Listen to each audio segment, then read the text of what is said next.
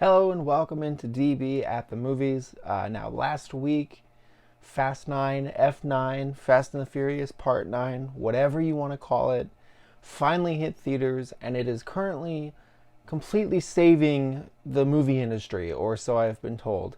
It had the highest opening weekend gross since 2019, and despite getting some weaker reviews compared to other installments, it's not slowing down at the box office. It looks like it's going to be just as massive a hit as the last movie, and really as the whole series has been since about Fast 5, I want to say, with no signs of slowing down. Now, Vin Diesel has said that there is going to be two more movies in the main saga to conclude that storyline. But then after that, basically all bets are off with spin offs, one-offs. There's a Hobbs and Shaw sequel that needs to be put out at some point. Like, it's clear that even though they're gonna try to wrap up like the main story, that this is a franchise that's gonna be around for a long time. We are now, with the release of Fast 9, 10 movies deep. So what better time to rank all of them than now? I don't see a better time to. So that's what we're gonna do. We're gonna rank all Fast movies through F9, and then Hobbs and Shaw, the spinoff.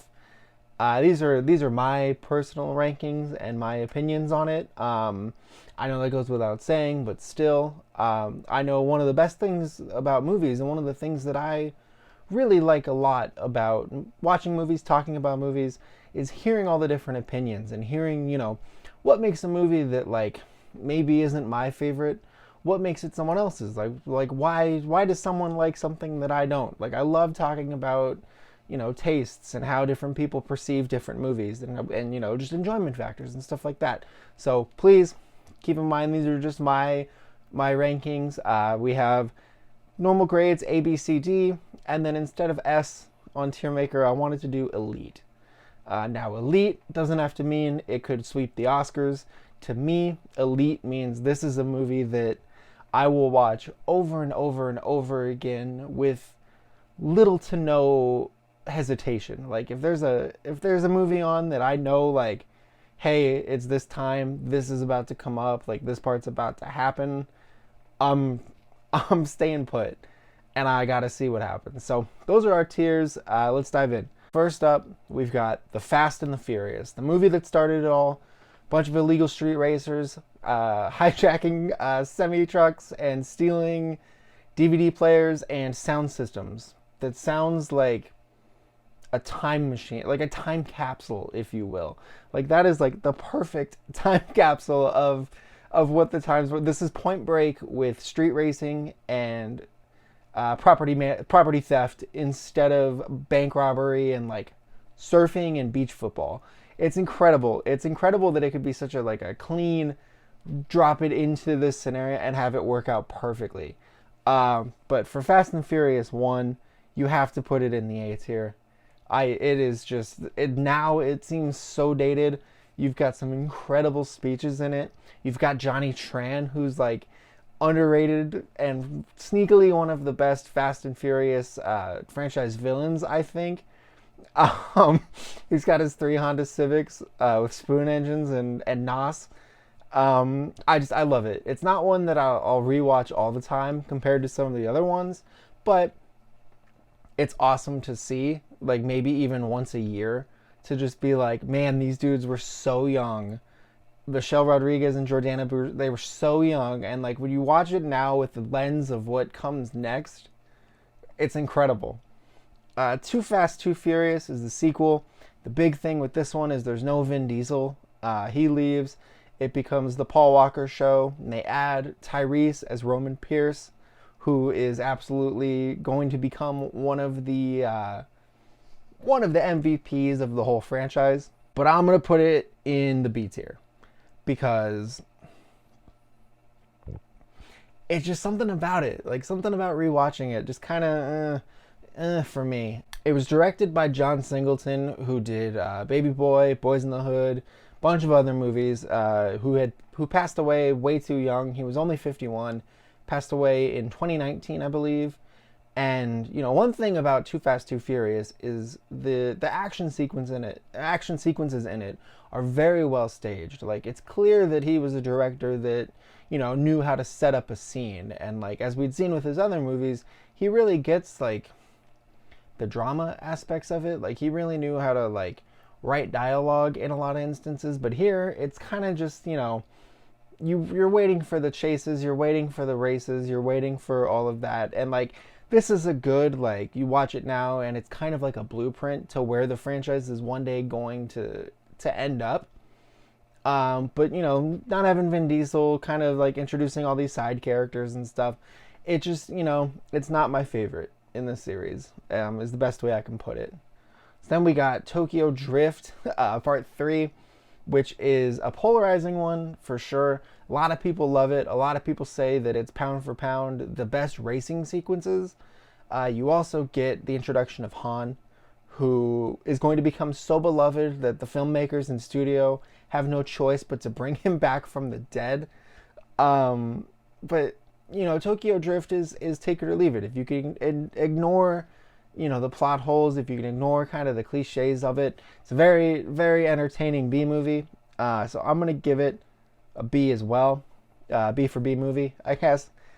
Next up, you get basically Universal hitting the restart button on the franchise, the do-over button, with Fast and Furious. And now I'm gonna give this one a C, because this one just, to me, just like, it's really cool to have everyone back. Vin Diesel comes back for the first time since Part 1. Paul Walker comes back for the first time since Part 2. And, you kind of start to see the motions kick into gear. Like, everything starts firing, and you start to see where things are heading. And, it's exciting. It's exciting for sure. But it just, this one's too melodramatic for me. Like there's a lot going on. You have Letty's death.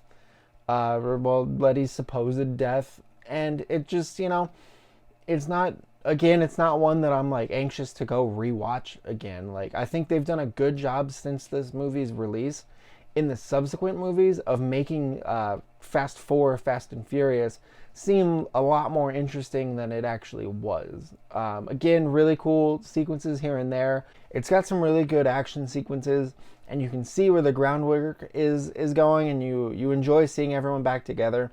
But I didn't really think Braga was too, like, really too good a villain. It was a little weak. It was just thin for me, and so I enjoy the hints of what's to come, and then it's kind of about it for me when it comes to rewatching it. So I'm gonna put it at C. That's one that I'll only rewatch if I'm doing like a marathon of them before a new one comes out or something. So then we get to the elite. So Fast and Furious, the box office is diminishing returns. Reviews are muddled and mixed. People are like, seems like they're kind of running out of things to do here. It's nice that everyone came back, but this feels like a send-off here, like where it's kind of like, all right, well, we've had our fun. Well, Fast 5 comes out and says, I'm about to be the most elite action movie you've ever seen in your life up until this point, because they dropped The Rock in this thing, and this franchise just immediately became like a $1 billion unstoppable juggernaut that we know and love today. The Rock as Luke Hobbs chasing after Dom and the family is incredible. The set pieces and the sequences in this are amazing. You've got the bank vault at the end, which is still like arguably the coolest thing ever. The big fight between The Rock and Vin Diesel. And this is just balls to the wall. Like, hey, it's not about street racing anymore. Hey, this is gearing up to be something completely different, and you're going to want to watch every second of it. This is probably my favorite of the entire franchise. Even still, rewatching it before Fast 9 came out, like, I just can't help. I'm like, I have to watch every second of this movie. I can't look away. I can't go to the bathroom or anything. Like, pause it. I gotta go. Like, this is the one where I have to be locked in the entire time. Then you get F6, Fast and Furious 6, which I'm going to put in 8 here, I think. It's really nice. You get the subplot of Letty's alive. You get that mystery. You get Dom and Hobbs working together, so you get the Rock Vin Diesel team ups. Owen Shaw's he's just okay as a villain. Some really cool sequences in 6 as well, but it just, you know, off of the high of Fast 5, aside from like the end sequence on the runway, the never-ending runway, this just, it's up there because it's embracing that insanity of Fast 5, and it's kind of building upon that momentum, but for me, it just doesn't quite hit those highs that Fast 5 does. So then you get to Furious 7, which is also going to be up here in Elite, because James Wan had an unbelievably unenviable task before him with this movie. So Paul Walker, unfortunately, tragically passed away in a car accident with one of his friends in the middle of production on this movie. And it was clear that, like, there was a lot of talk about, like, do we just, like, is that it? Like, do we just cancel the movie? Like, what do we do? What's going to be the way to honor him? Like, what should we do? And ultimately, they decide to use cutting-edge technology and stand-ins in the form of Paul Walker's two brothers to posthumously finish the role and release the movie. And the whole time, the first time I saw Furious 7 in the theaters, everyone in the audience was just tense. We all knew the story. We all expected the worst as far as, like, man, they're gonna kill Brian off, because, like, what else can you do at that point? And so the end of 7, where you get the send-off between him and Vin Diesel, is just like the most, like, pitch perfect, respectful, touching, beautiful thing. Like, it's such a well-handled send-off in the middle of this movie, of this franchise that's basically become like a gasoline-powered Mission Impossible series, where they're just doing insane things. Dom and Brian drive through 3 towers in Dubai. They have the parachute plane scene, or parachute car scene, where they're dropping into the mountain with the parachutes on the car. Like, there is some insane. You get Brian on the bus that goes over the side of the cliff, and he has to run up it to jump onto Letty's car to survive. It's just, this is a movie with insane sequence after insane sequence. And then after all of that, you get this incredibly nuanced, touching send-off to Brian O'Connor and tribute to Paul Walker that, like, it just hits you. It's like, it's such a well-handled and, like, you don't even, like, when I watched this again, like, I felt myself again, like, this thing, like, this single tear welling up, like, oh man, this is just so damn sad and effective and moving. And then on top of all that, you've got Jason Statham as Deckard Shaw, as the bad guy, and you have him doing all sorts of crazy cool stuff. You've got, for the first time in a long time in these movies, a compelling villain who's like the antithesis of Dom, while still being all about family, kind of having, similar codas, but completely different polar opposite ethics. And it's incredible. You've got Kurt Russell in here as Mr. Nobody, which was like the first sign that this movie franchise was just going completely off the rails and insane. You've got the house bomb in the beginning that is just inexplicably, like, how does that scene just end? Like, how do no cops or a fire department or anyone get there right up? Like, I would love to have seen, like, 2 more minutes where the Torettos have to explain what happened. Just, like, 2 more minutes of the Torettos talking to the cops. Like, the package exploded. I don't know. So, Fast 8 comes out. People were surprised, I think, that 7 wasn't the end of the franchise. Fate of the Furious comes out, and now I'm going to put this in A tier. And that's tough. That's tough for me. It's a tough call between Elite and A tier. So Fate of the Furious had the task of going on and continuing on without Paul Walker. And it's clear that this was like, okay, well, what do we do now? Because we need to do something. And what they decide to do is 2 things. They decide that they're going to bring Jason Statham back as Deckard Shaw, but inexplicably put him on the team. Now, it's very begrudgingly at first, but he kind of warms his way into their hearts and the audience's hearts with just quip after quip, incredible sequence and stunt after incredible sequence. And, you know, by the end of it, like, it's clear that there's, like, a begrudging respect between everybody. And, you know, from there they go on to do the spin-off, and everything has kind of been, you know, hunky-dory except for the fact that he blew up their house and killed Han.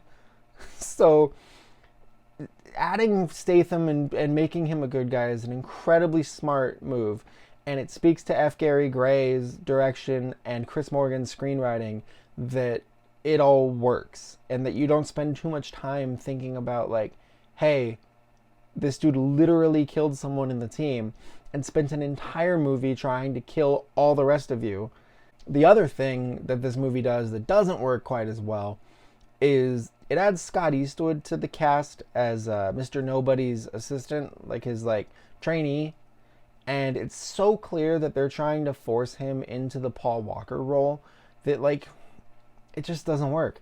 They're trying to make him like the agent who has the driving skill and like maybe like a comedic foil with like Roman and those guys, and like it just doesn't work. It, you know, it's not to say for a lack of Eastwood's talent. I know he is a capable actor. It's just, it wasn't the right fit. It wasn't the right character. Wasn't the right time. And, you know, so that is something that, you know, is hard to miss when you rewatch it. But you do get Charlize Theron as Cypher, who, it's incredible watching her be the caliber of actress that she is in a movie like this, where she's like got the dreads and everything and is still just out there like 100% committed. And then this movie has two of my favorite sequences, really, of the entire franchise. And that's the prison break with Shaw and Hobbs, where they have to, you know, fight on the separate levels to get out, and Hobbs is trying to stop Shaw. It's incredible. I love everything about that scene, and then I love everything about Deckard and Owen Shaw reuniting on the plane, and Jason Statham killing everybody on the plane to save Dom's baby.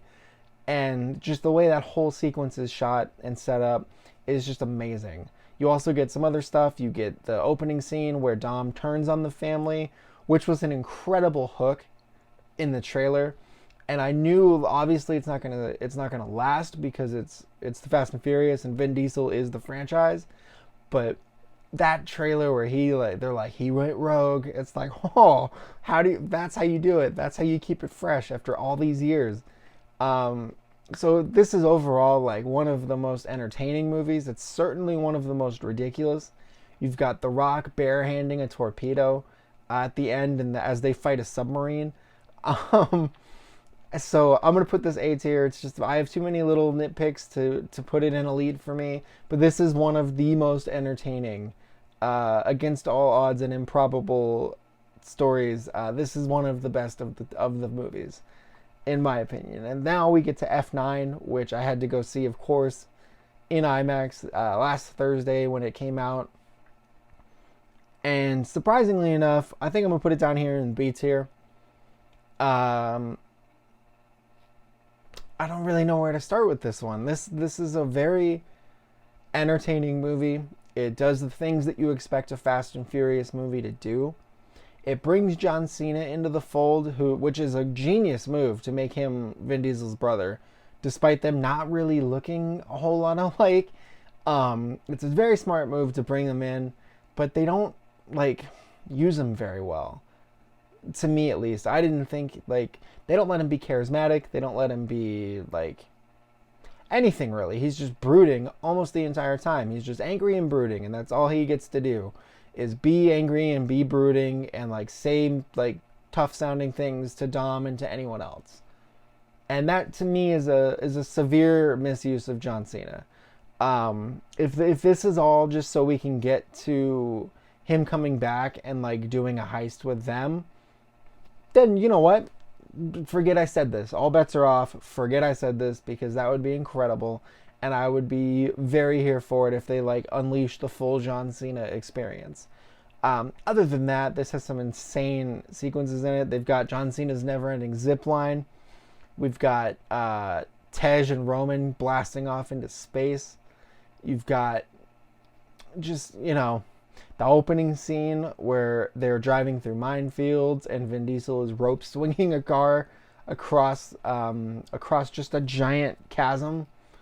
It's awesome. It's in terms of action pieces and like just continuing that balls to the wall nonstop. Like it definitely succeeds in that aspect as a Fast and Furious movie. But like the stuff about family and the humor kind of just doesn't land as well. And that's, there's a new set of writers on this one compared to really the previous 7. I think Too Fast, Too Furious up through Fate of the Furious all had the same writer, and then this one didn't. And in the humor, you can kind of tell in some of the sequences, some of the things are a little bit overblown, but still, at the end of the day, it's an over-the-top, unbelievable Fast and the Furious movie. And when it ended, I was like, okay, cool, you can put 10 out now. Like, I'm ready to watch 10.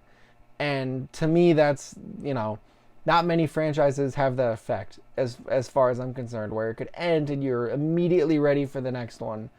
Like, you're like, okay, I can spend another 3 hours here. Like, let's do this.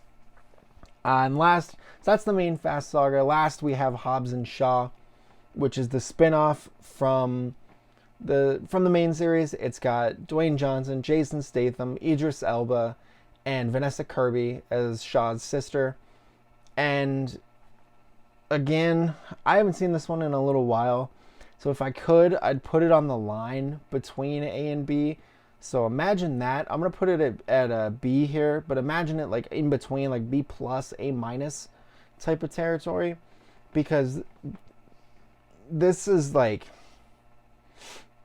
you're really starting to get crazy here with this, because they're fighting Idris Elba, who is essentially like just super powered throughout this movie, and it really starts to lean into like sci-fi types of elements, but across both characters, it really understands the main point of the franchise, the whole franchise being family, and it really hammers that home a lot. And obviously the chemistry between Statham and The Rock is it's movie magic, really. Like, I cannot believe how funny these two consistently are. And like, even if you've watched it before, like watching it again, like I can't believe their chemistry is just so good. It is such a good pairing that just works on so many levels. And that's not to say that like every part of this movie is a winner, but for spin-offs, for, secondary characters to the franchise, for, leaning into absurd sci-fi elements as much as it does, it works. And it works because it's it feels true to the other movies in the franchise, and you have that chemistry between the two leads that like covers up a lot of inconsistencies or a lot of like suspension of disbelief. And in the end, it kind of feels more like in tune to the original series than like even F9 does at parts. But that's just me. Again, these are all my rankings. I would love if you have thoughts on your favorite movie in the franchise, or would like to give your own rankings. Please drop them in the comments below. Let me know your F9 thoughts or what you think might happen with Fast 10 as well. I think we got to start making predictions now so we can see, how early we can be on guessing where it's going to go next. But yeah, that's everything. Thank you for watching the video. If you enjoyed, like, subscribe. If you like this type of video, let me know, and I'll do more of these, like ranking and tier things. It's my first attempt, so hope it wasn't too bad. Let me know, and appreciate you for watching. Thanks.